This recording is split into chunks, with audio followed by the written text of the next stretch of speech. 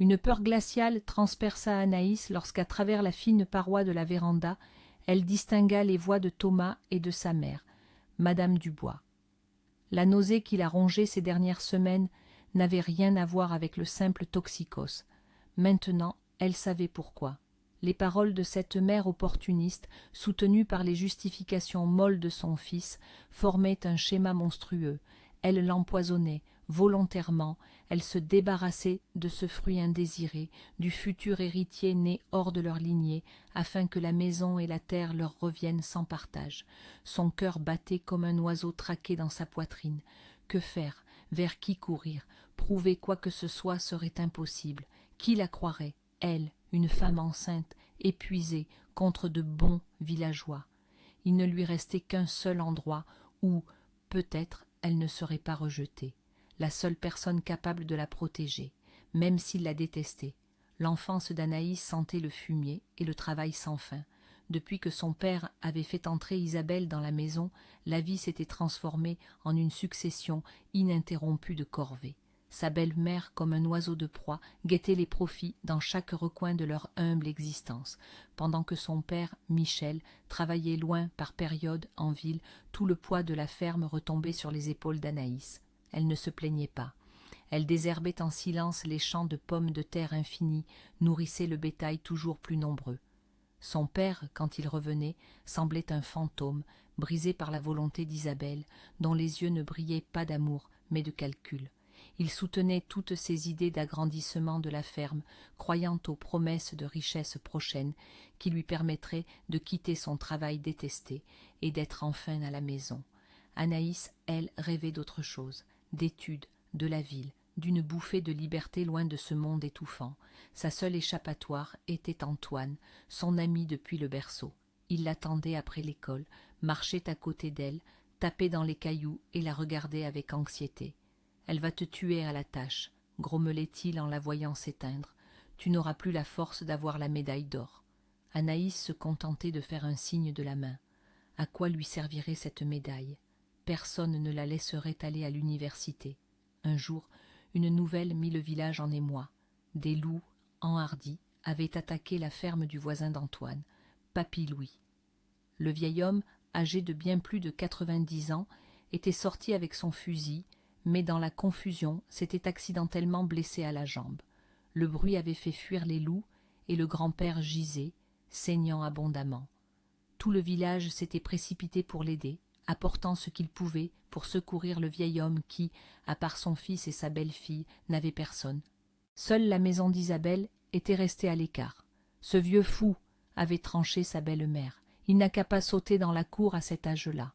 Son père, comme toujours, était un peu ivre, et Anaïs savait que son opinion n'intéressait personne. Plus tard, emportant ses maigres provisions, elle s'était faufilée chez Papy Louis. Il était assis sur le porche, plissant les yeux au soleil. « Bonjour, Nastia » avait-il grincé, mélangeant les prénoms. Anaïs avait souri. Antoine était assis à côté. En travaillant avec Antoine dans le champ où sa belle-mère l'avait envoyé en punition de quelque chose, elles avaient rencontré le grand-père. Il était venu, claudiquant, avec des légumes de son jardin. Assis près du feu de camp, Papy Louis racontait des histoires. Il avait aussi parlé du passé d'Isabelle, de son premier mari qu'elle aurait, selon les rumeurs, aussi épuisé par le travail jusqu'à la tombe, et comment elle s'était retrouvée sans rien après sa mort parce que l'héritage était revenu à sa sœur. « Elle s'est collée à ton père après ça », avait conclu le vieil homme. Anaïs s'était alors demandé pour la première fois, son père connaissait-il le passé de sa femme, ou l'amour aveugle et l'alcool lui avaient-ils brouillé l'esprit? Isabelle l'avait accueilli comme d'habitude, par un torrent de reproches et d'accusations dès le seuil. « Fardeau, je te traîne à cause de ton père ivrogne, et si en plus tu débarques ici avec ton petit, je te flanque dehors en un clin d'œil. » Anaïs retenait difficilement ses larmes, comprenant que toute objection se traduirait par de nouvelles tâches. Elle était partie en silence dans sa chambre, s'était changée et s'était éclipsée de la maison, décidant de sauter le déjeuner. Le soir, elle avait entendu des voix venant de la cuisine. Son père et sa belle-mère ne criaient pas. Ils parlaient. C'était si inhabituel qu'Anaïs s'était figée près de la porte. Bientôt, Isabelle l'avait appelée. À table, le père était assis, sobre et sombre. Sa belle-mère, lui désignant une chaise, avait sèchement exposé les conditions. Le père arrêtait de boire et travaillait 3 fois plus, et Anaïs pouvait étudier. Mais s'il craquait une seule fois, elle laissait tout tomber et rentrait à la maison. Anaïs avait accepté sans hésiter. À n'importe quel prix, s'en aller. La ville l'avait accueillie avec indifférence. Les études étaient faciles, mais la vie en dortoir était étrangère. Sa rencontre avec Julien, un jeune homme du coin, n'avait pas apporté de chaleur. Il était poli, mais sans personnalité. Il vivait avec sa mère, et Anaïs se sentait vide à ses côtés. Elle allait rarement au village, essayant de repartir au plus vite. Un appel de la mairie avait interrompu sa routine citadine. Ses parents n'étaient plus là. Un accident. Le retour dans la maison vide fut un cauchemar. Voisins, villageois, tous compatissaient, se souvenant de son père qui avait retrouvé la raison et de sa belle-mère qui s'était calmée après qu'il ait arrêté de boire. Anaïs écoutait à travers un voile de chagrin et de désarroi. Que faire maintenant? Antoine était apparu sur le seuil, devenu un homme robuste, avec une tristesse adulte inconnue dans les yeux. « Salut Anaïs. »« Salut Antoine. » Les mots semblaient ridicules. Ils étaient assis dans la cuisine, ne sachant que dire. Ils avaient bu, encore. Le chagrin, l'alcool, les années de séparation, tout se mélangeait. Anaïs s'était réveillée avec un mal de tête atroce, voyant Antoine à côté d'elle. Panique, honte. « Va-t'en, s'il te plaît, » avait-elle murmuré, se cachant derrière un fiancé imaginaire. Ses yeux s'étaient rétrécis, puis il s'était habillé et était parti, laissant dans son âme un brûlant résidu de culpabilité. Plus tard, au cimetière, elle avait vu papy Louis. Il attendait. « J'ai vu Antoine s'en aller en courant », avait dit directement le vieil homme. « J'ai le cœur brisé. Il part. Sa mère pleure. » Anaïs ne savait que répondre. Elle ne pouvait pas détruire son rêve de la ville, d'une autre vie. Elle avait contourné le vieil homme, sentant son regard dans son dos, mais elle ne s'était pas retournée. En préparant son départ, elle avait promis à sa voisine, tante Sophie, une jeune génisse, en échange de sa surveillance de la ferme. Tante Sophie, la mère de Claire, celle-là même qu'Anaïs avait jadis enviée, s'était soudain mise à parler. Claire est revenue, avec un enfant. Elle a eu du mal à se débarrasser de son mari. Elle s'est mariée enceinte, pensant que ça la sauverait. Le monde d'Anaïs avait vacillé. Le salut en ville, dans le mariage. À ce moment, Antoine était entré en trombe par le portail, pâle, effrayé. « Anaïs, grand-père va mal. Notre médecin est ivre. Tu es médecin, aide-le. » Anaïs, sans hésiter, avait saisi sa trousse de premier secours. Papy Louis gisait, respirant difficilement. Le cœur. Anaïs avait fait tout ce qu'elle pouvait. Le vieil homme allait mieux, mais il avait refusé d'aller à l'hôpital. Chacun a son destin. Avait-il souri en regardant Antoine? N'essaie pas de tromper le sort. Antoine se tenait à côté, anéanti par le chagrin. Le médecin boit, et je dois partir, avait dit Anaïs en le regardant. Nouveau travail. Antoine ne la regardait pas. Va-t'en, avait-il répondu d'une voix sourde. Elle était partie, mais en se retournant, elle ne l'avait pas vu dans la cour. Pour la première fois, elle avait eu envie de rester. Elle avait manqué le bus. Elle était restée. Papy Louis était mort quelques jours plus tard. Une villageoise rencontrée par hasard en ville lui avait appris la nouvelle. Anaïs était rongée par la culpabilité. Antoine devait la blâmer. Sa tentative de revenir vers Julien avait échoué. Sa mère, une femme arrogante, l'avait accueillie à la porte et avait déclaré sans détour que Julien avait trouvé une jeune fille de la ville respectable. Quand Anaïs avait mentionné la maison et la ferme, le ton avait immédiatement changé. Mais Anaïs, se sentant traitée comme une marchandise, s'était détournée fièrement et était partie. Le soir, Julien était venu lui-même, implorant, faisant allusion à des difficultés et à un besoin de soutien. Anaïs, le voyant à travers, maigre, transpirant, avide, lui avait coupé la route en inventant des dettes héritées. Il s'était évaporé. Anaïs était revenue au village pour de bon. Elle avait trouvé un poste de médecin de village, remplaçant l'ivrogne. Le dispensaire était à l'abandon, mais Anaïs, avec Claire revenue de la ville, l'avait remis en état. Les femmes du village, d'abord méfiantes, s'étaient imprégnées de respect. La vie reprenait son cours. Seul Antoine manquait. Il travaillait quelque part loin, dans la coupe de bois, ne revenant que les week-ends. Un jour, des hommes s'étaient précipités dans le dispensaire, portant Antoine dans leurs bras. Il était blessé, ensanglanté, un accident de travail. Pendant qu'Anaïs soignait les plaies et posait les sutures, l'un de ses contremaîtres lui chuchotait, la suppliant de ne pas envoyer Antoine en ville, de ne pas signaler à l'hôpital, sinon ils perdraient tous leur travail. Anaïs, regardant le visage pâle d'Antoine, avait hoché la tête. Madame Catherine, la mère d'Antoine, était arrivée aussitôt. Elle était restée pour s'occuper de son fils. Anaïs venait chaque jour changer les pansements. À mesure qu'il guérissait, Antoine devenait de plus en plus renfermé, distant, et puis il avait dit « Tu peux ne plus venir ». Les larmes étaient montées aux yeux d'Anaïs. « Je vais me marier », avait-il ajouté, comme pour porter le coup de grâce, avec une fille de la ville. Anaïs était sortie en courant, ne se souvenant plus d'elle-même. Dans sa colère et son désespoir, voulant se venger d'Antoine, elle avait accepté d'aller au club avec Guillaume, un jeune homme du village, amoureux d'elle depuis l'enfance. Il était simple et gentil, mais à côté d'Antoine, il semblait invisible. Au club, elle avait vu Antoine avec une fille inconnue.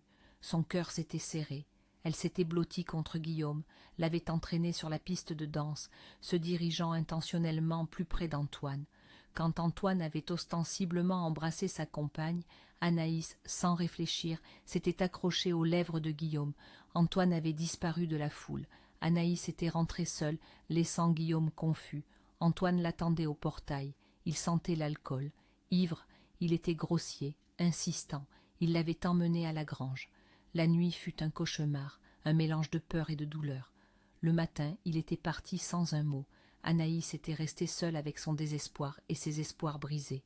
Toute la journée suivante, elle était restée couchée, dévastée. Le soir, elle décida qu'elle devait parler à Antoine. Le matin, à peine arrivé au dispensaire, Guillaume était apparu avec un bouquet d'asters. Il rayonnait, parlait de combien elle lui avait manqué.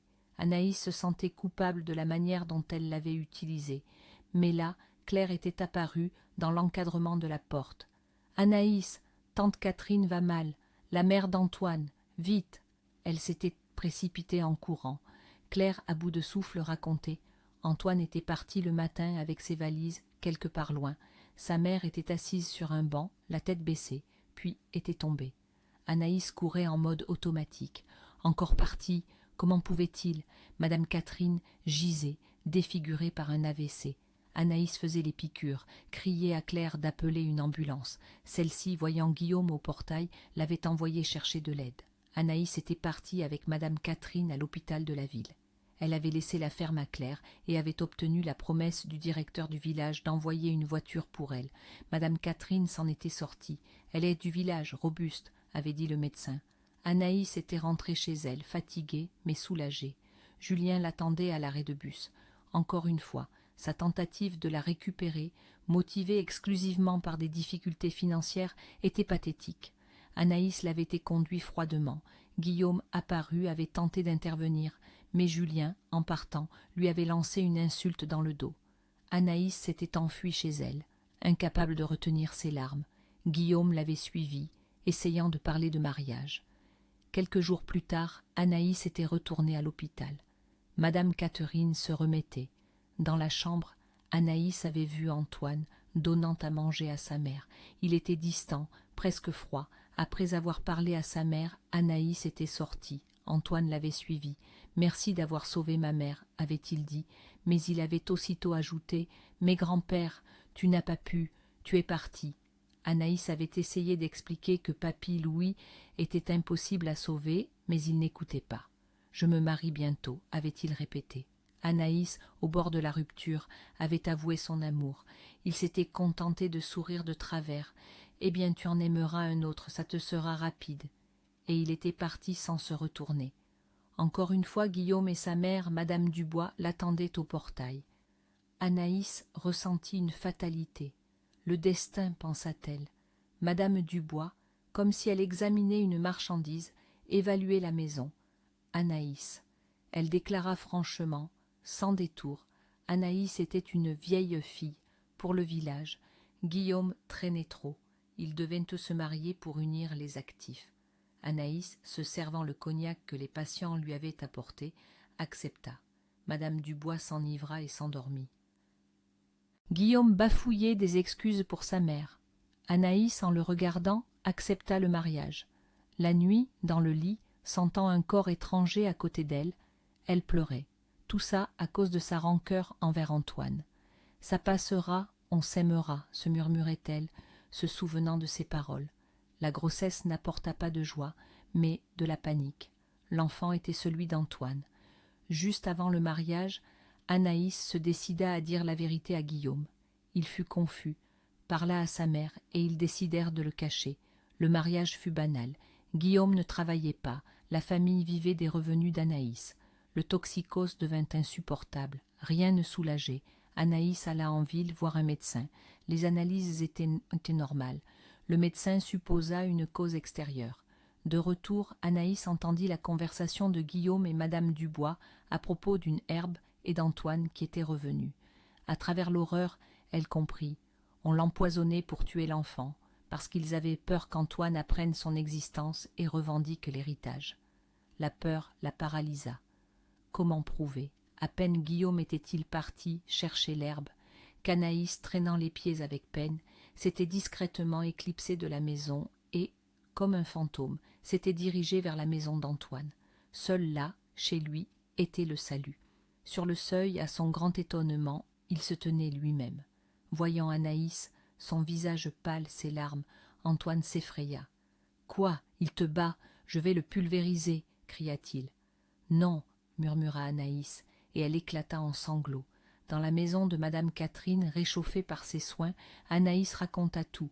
Sa grossesse, Antoine comme père, l'empoisonnement. Madame Catherine fut horrifiée.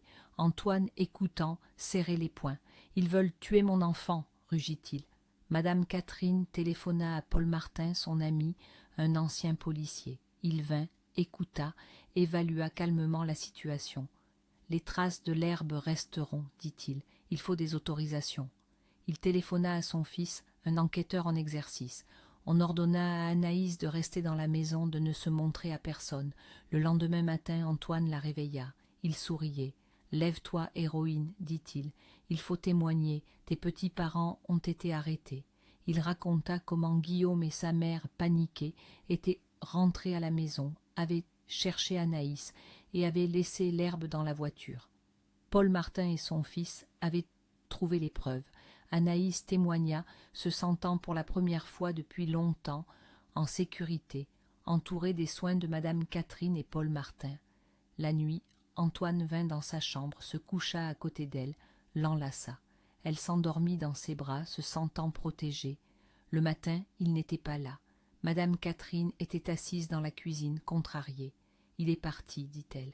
Il a dit qu'il devait faire le point sur lui-même. » Anaïs sentit la terre se dérober sous ses pieds. Encore une fois, elle retourna travailler. La vie suivait son cours.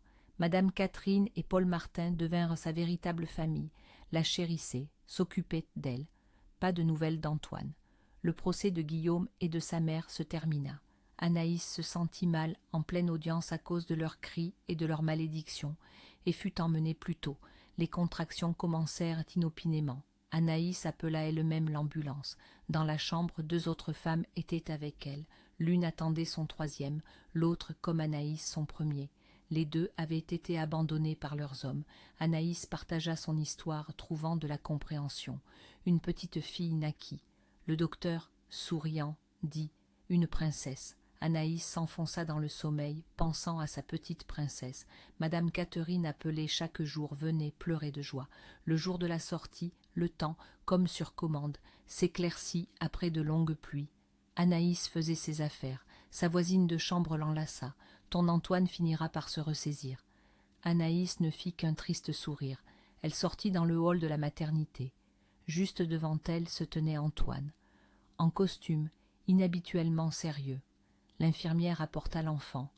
Antoine se précipita vers elle. « Vous êtes le papa ?» demanda strictement l'infirmière. Il hocha la tête, perdu. L'infirmière lui déposa le ballot dans les mains. Il regarda à l'intérieur, leva les yeux vers Anaïs. « Elle est si petite !» Anaïs frissonna. « Qu'est-ce que tu fais ici ?» demanda-t-elle sèchement. « Je vous attends, » répondit-il. « Ce n'était pas nécessaire, » répliqua Anaïs, reprenant sa fille. « On s'en serait sorti seul. » Elle se dirigea vers la sortie.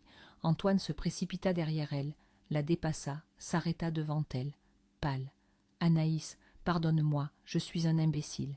Épouse-moi. » Anaïs s'immobilisa. Elle avait tellement envie de dire « oui », mais elle se retint. « Je vais y réfléchir, » répondit-elle. Madame Catherine et Paul Martin se précipitèrent vers elle. « Nastia, ma petite !»